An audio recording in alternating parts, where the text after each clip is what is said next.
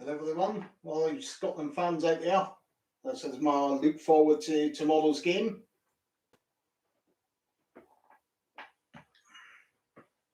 Hopefully the news that I've seen is Tierney's looking a little bit more likely to be playing tomorrow night, which is really good. It's a player we really need in the side. If he doesn't make it, we could go with a totally different formation. If he plays, the side that we'd like to see us go with is I would play Gordon in goals. Marshall's confidence might be a bit shot after that goal he let in the other day. Defence that I would play is I would play Robertson left wing back. Centre of defence would be Tierney, left-sided defence. Hanley and maybe Cooper on the other side. And at right wing back, I would give Patterson a game. We need some attacking, as much attacking as we can. Again, O'Donnell's confidence might be a bit shot after the other day. I don't think we're going to get a result playing same old sort of players. We're going to take risks here and there. Patterson would be a risk, but he offers much more going forward than O'Donnell does. He's inexperienced, obviously, but he's got to learn sometime. These sorts of games will probably help his development as well. So that's how I would play him at right wing back. Midfield, I play Gilmore for the same reason. We need a bit of creativity in there. He's probably our most creative player that we've got, really. I'll play him alongside maybe McTominay and McGinn in midfield. I don't think he'll start with two up front. Probably Adam will start up front on his own with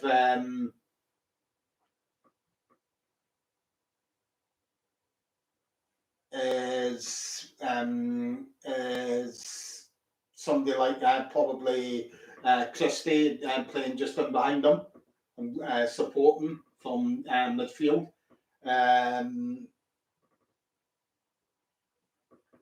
Yeah, but if needs must. That's the way that I see it. If he isn't sort of like, they might not risk him if he's just around about 50-50, but apparently got through a full-on training session today. So I'll keep my fingers crossed for that. If he isn't fit, then I'd like to see Scotland go with a totally different formation. I'd like to see us go back to a 4-4-2 or something along that lines, 4-5-1 maybe, and play Robertson as our left back, centre of defence, Cooper and Hanley, and out on the right back, play Patterson. And then it allows us to have another midfielder in there. So it would allow us to play maybe a midfield of Gilmore, McTominay, McGinn. McGinn probably could play him just in front of the midfield because he links up well getting forward. So maybe play him a little bit further forward and just ahead in midfield and behind the striker. So midfield would be McTominay, Gilmore, probably stick Armstrong in there as well. And perhaps Christie so that he can support the striker, who will probably be Adams. I reckon he'll start with Adams. I don't think we'll start with two strikers, whichever formation we go with.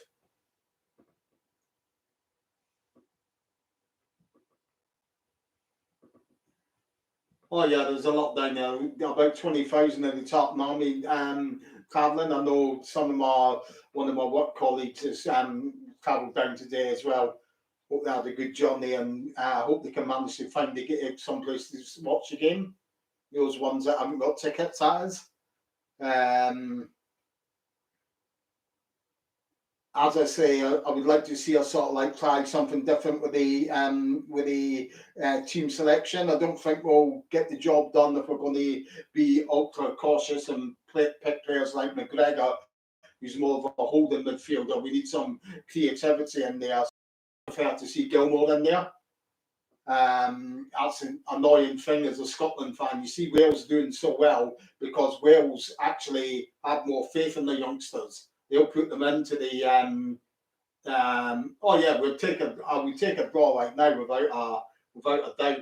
Any result is good for us at the moment. At the moment, we'd be struggling to get through with just a win against Croatia if we get beat tomorrow against England. So definitely, I would take a draw right now if you were to offer that to me.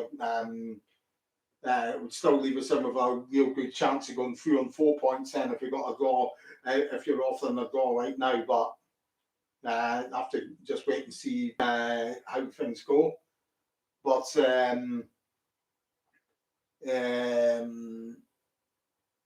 I don't think we'll. I think we've really got to be like Wales have got where they are, which is frustrating because Wales players, young players, even if they've not had much experience for the clubs, we don't really. Scotland don't tend to do that, which is really frustrating.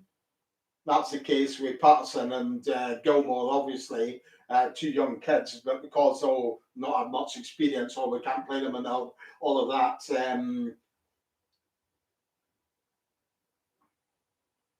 Well, I'm working out the best result for Scotland in that game. Best result for Scotland in that game, I think, would be either a draw or a Czech Republic win, I would say. Either any sort of result anyway, I think it still leaves Scotland in with a chance, whatever the result at Wembley, of finishing in third place. Because if Croatia win and Scotland beat Croatia in the final game, then it would more probably likely mean that all the other teams other than England finish on 3 points. As I understand it, it's head-to-heads that count. So I don't know how they would work that one out. It becomes more of a headache. It comes down to goal difference, I would say then, because we would have beaten Croatia, Czech Republic will have beaten us, but the Croatia would have beaten Czech Republic. So I don't know. I think it goes down to goal difference after that. So the 2 goals that we let in is going to count against us. And if I don't know, should we lose tomorrow by some amount of goals, and obviously that sort of like washes that idea straight away, I think. But the main thing is, as I say, I mean, like I was saying, Wales tend to bed their young players into the side and give them games, whereas we don't.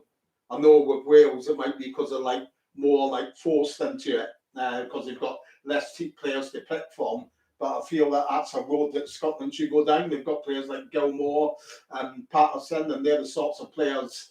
No,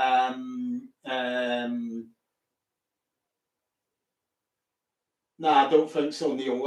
I cannot see 2 points being enough. Going by how the other groups are already shaken out. I mean, already the group that's going on at the moment, the game that's on at the moment, the Denmark game, that group, if that score stays as is, then that's one group straight away that's going to be guaranteed more than likely 3 points are needed to, or upwards of 3 points, if you see what I mean, to get through, because all those teams in that group, if that score stays as it is just now, are all going to end on 3 points. The one group that's maybe looking good for Scotland at the moment is Wales's group, because third place teams, Switzerland, they've got a point. Fourth team's Turkey, they've got no points.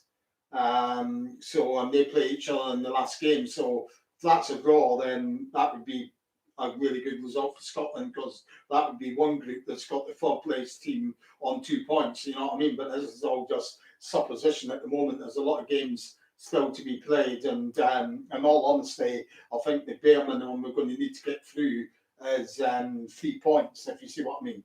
But we've got a really good record against Croatia. I'm not sure if we've been beaten by Croatia, would you believe?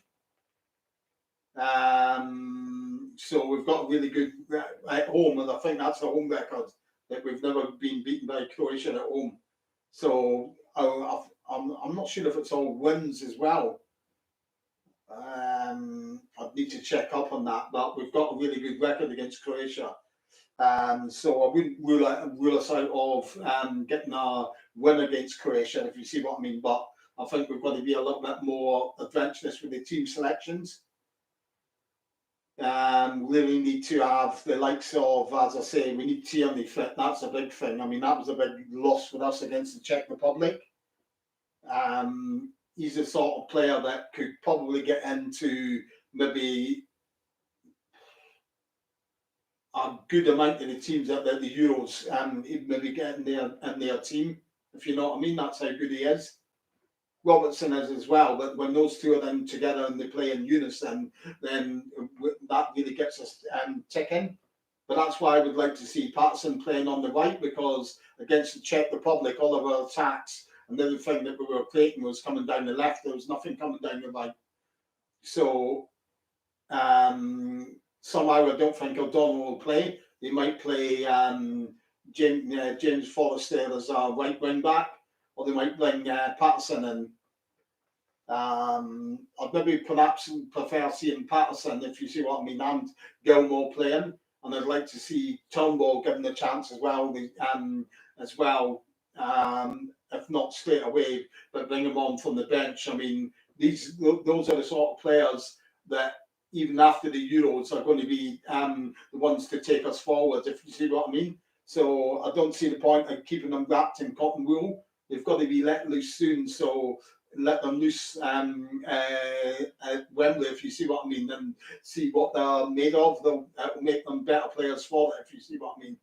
I mean, Gilmore's shown what he can do in high quality games anyway, so I've got no fears about Gilmore. Patterson's done it as well at a pretty high level in the Europa League games for Rangers. He done well when he came in those games, and that's quite a high standard Europa League. So I've not really got any issues with Patterson either. So that's why I'd like to see those two play. And Turnbull as well. I mean, he was like one of the top players in the SPL this season, playing for Celtic. When Celtic were really, really struggling, the amount of assists and goals that he weighed in with far outweighs the likes of somebody like McGregor, who Clark always sticks with. So I don't see the logic in that. I mean, I don't see how McGregor's getting in the side, but Turnbull isn't, if you see what I mean.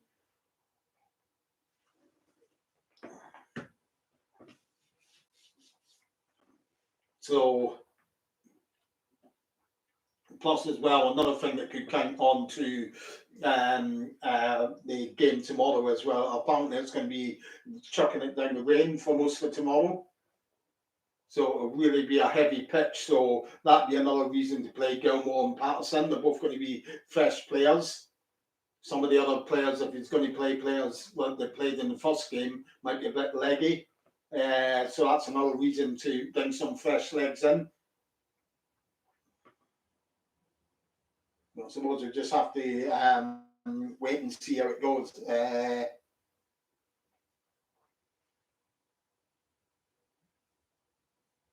Main thing is that whatever happens, hope there's still something to play for going into the last game.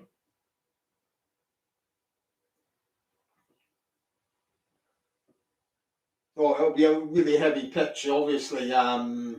Because for a minute I was confused. I'm thinking, oh, Wembley's got a roof. They'll probably close that. It hasn't got a roof. I'm thinking of Cardiff, the Millennium Stadium that's got the roof. So they won't be able to do anything to stop about the rain getting into the pitch and all of that. I just hope it's not heavy enough for it to be like all boggy and waterlogged with the waters. There's a bit of standing water and all that on the pitch, because that would really spoil things.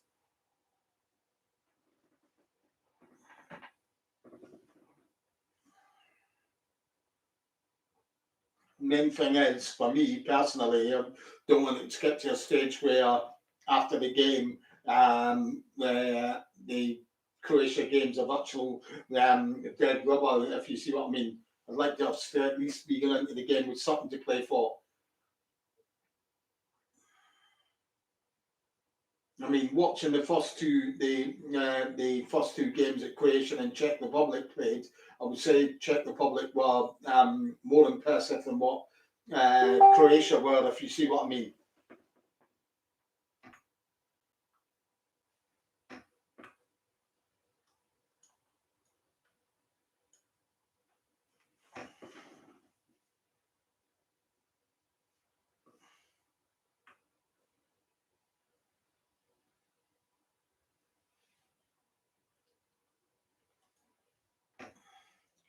So it's just a matter of, as I say, obviously I think the Czech Republic game kicks off at 5 tomorrow.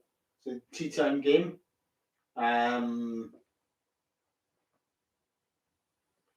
It'll be interesting as well because I know Croatia have got about 3 of their players that are carrying bookings.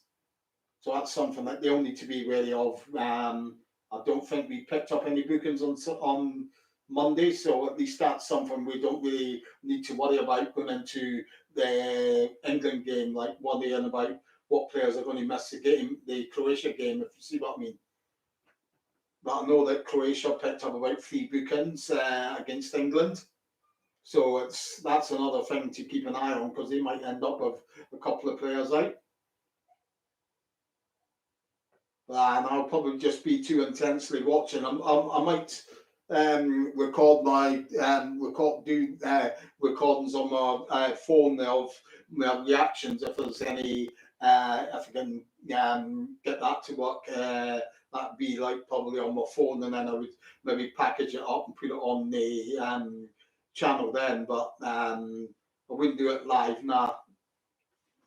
Emotions tend to run a little bit high for doing sort of like live throughout, if you know what I mean. You get far too choice of language for coming from me.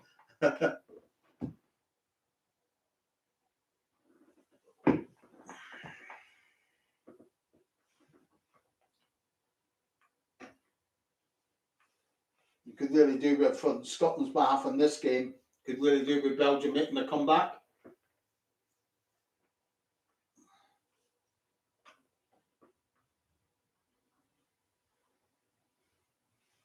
But Belgium have been, from what I'm watching this game so far, they've been really disappointing. Belgium have. They sort of like got out of third gear, really. When they have got forward, they haven't really done anything at all. So very disappointing, Belgium. But it'll just be sort of like a case of tomorrow. Be interesting to see how we start the game starts. Obviously, if it starts badly for us, we can see the goal early on, then it's going to be a bloody long night. If we can keep it tight, have a few chances ourselves. The fans might very well start getting on to the England team's back, because I think England fans will be expecting Scotland to win and England to win quite comfortably, if you see what I mean.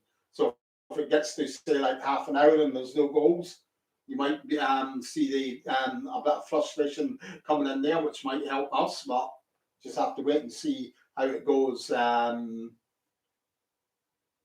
Hopefully we get a result from it and we can go on into the Croatia game with a good still standing a good chance of getting through. But for me, anyway, with this tournament, it's more of a case of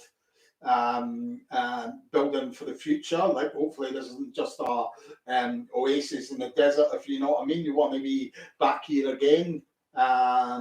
So it's a case of getting the likes of Gilmore and Patterson and these sorts of games now, letting us see what they're up to at this sort of level, and then integrating them into the side, and we'll be a better side for it going forward into the World Cup qualifiers and such like. I don't see the sort of like the point of playing the likes of McGregor, because he's 30. I think he's touching on 30 now anyway. So why play a 30-year-old when you can have a 20-year-old who can do more than a 30-year-old anyway? Just doesn't make any sense whatsoever to me. He's not had a great season for Celtic anyway, McGregor, so I really don't see the point to it. We'd be better off going with a more expansive midfielder like Gilmore.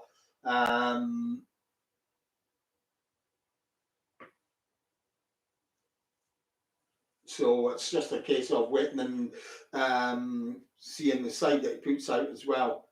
Obviously, hopefully Tierney plays and we can put in a good display anyway. But that's about it. I'll come back with I might do a post-match blog, sort of like on the Saturday. It probably won't be on the Friday night.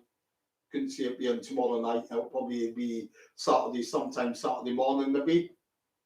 I'll arrange all that and set that all up as well, and I'll